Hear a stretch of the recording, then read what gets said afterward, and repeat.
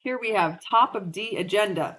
And Agenda, as we're calling him, is just absolutely comically slow. I mean, it's fascinating how a horse with a good pedigree, he's out of a Curlin line, can have all the right things to want to go be a racehorse on paper, and then they show up at the track and they are like a sloth. I mean, the horse is so quiet. It's crazy.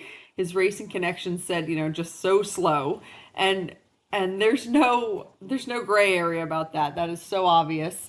He had 5 career starts. He never broke his maiden. I think his best placing was fifth, and I didn't look to see how many horses were in the race, but I wouldn't be surprised if there were 5 horses in the race. His last start was on May 1st, so it was just a couple of weeks post track. He's been here for a week, actually, a week today.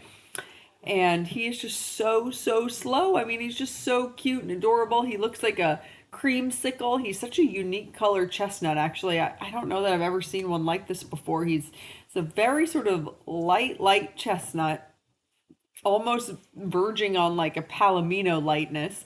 And he's got some roning in his across his whole coat, and he got this big blaze, and he's just a cool color. And Billy said he looks like a creamsicle, and it just kind of has stuck. So now we both want a creamsicle. And his personality really matches that. I mean, he's just such a well-natured, easygoing dude. It's crazy how he's just a 3-year-old, and he just wants to sort of plod around the horse like, excuse me, plod around the ring like a old lesson horse or something.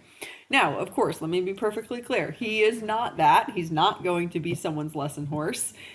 He needs to go to someone who has experience working with young and or green horses.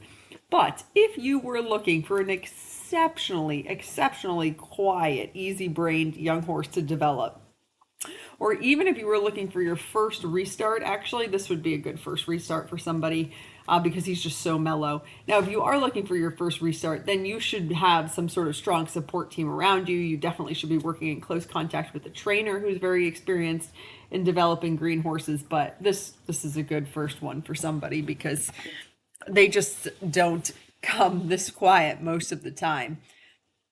So obviously, this is a horse that you really can just ride around on the buckle, and he just doesn't care. And you better get those legs fired up because you're going to need them. I will most certainly be wearing some little spurs the next time I ride this horse. I trotted him around for a little bit, and then my mouth was dry from clucking, so then that tells you need a little bit more of something. So I stopped to grab a stick so I could give him some taps on the shoulder, and I don't think I could have gotten him to canter without the stick. So just hilarious all the way around, but such a good natured horse. He's just, this is his cruising speed. And let me tell you, my legs are working to get to this cruising speed. But he just has such a sweet expression on his face. And he's just like, I mean, basically the whole time I'm riding him, he just feels like, hey, why would we ever need to go any faster than the speed we're going right now?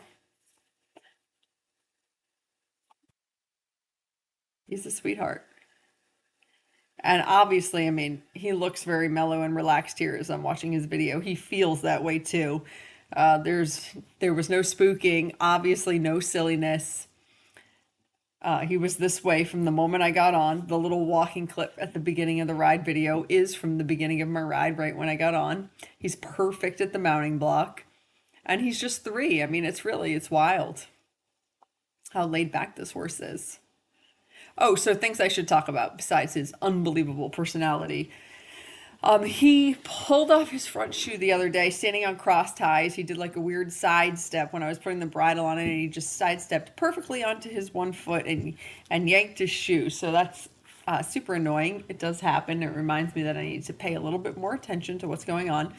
But anyway, he's got the boot on just because he's barefoot on that right front, and I'm sure my farrier will be here next week and we'll get the shoe back on, and then we won't need the boot.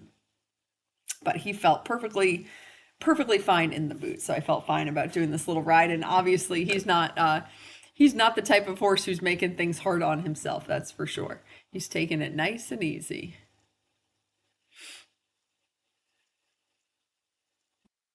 And for a 3-year-old, he's quite straight. It's not like he has some big lean on one shoulder or the other.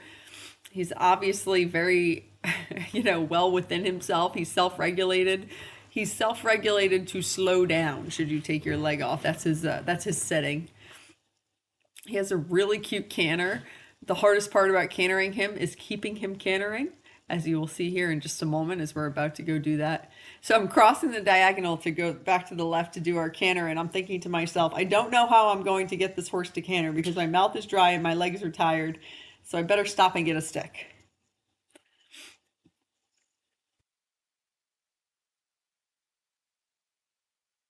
And Billy just let the camera roll because obviously this just highlights what a chill horse this is.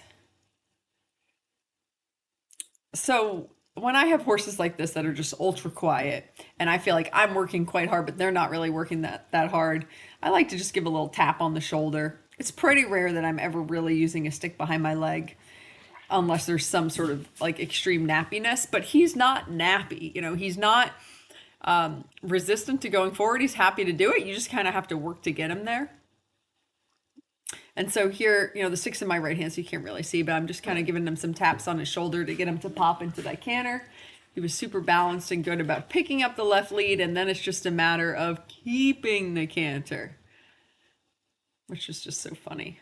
It's actually a great canter. It's balanced and it's all the things. It's just keeping that canter. Some little spurs will really, really help. This will not look like such an effort the next time I ride him with some little spurs. But certainly he's for someone who wants a horse who doesn't want to go super fast. Or faster than they want to go, I should say. I'm sure, you know, with training, strengthening, you take this horse out cross country, he's going to be happy to go do the job. But I just don't foresee him being the type of horse that's going quicker than his rider would like for him to go.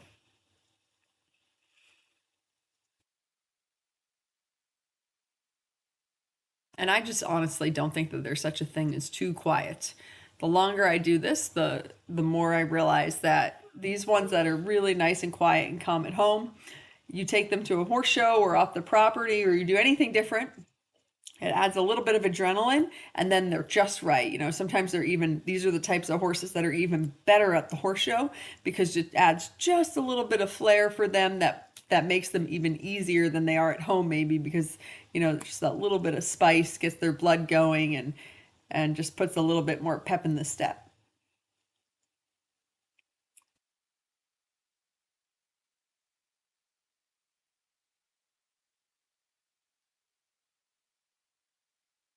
So here I asked him to canter. Felt like our balance was wrong. He was going to get the left lead. So then we just kind of took a beat, repositioned, and then really nice right lead canter transition. Actually, I was super happy with that. And now by this time, this is the second time I'm cantering him. I know him a little bit better. I did have an easier time keeping him coming along to the right. And actually, the canter felt quite nice. And obviously, he does all of this on a loopy rein. He's very contact neutral. You know, he's straight, which is nice, very straight for a 3-year-old. So you don't really actually ever really need to touch him in the face, which is pretty cool. He has no qualms with the contact. He doesn't really understand it, but you know, certainly doesn't feel like he has any negative connotation about it. And on the ground, he's lovely. He's so sweet. He is on the ground how you would expect after watching his ride video. Just chill, easygoing, creamsicle, adorable dude.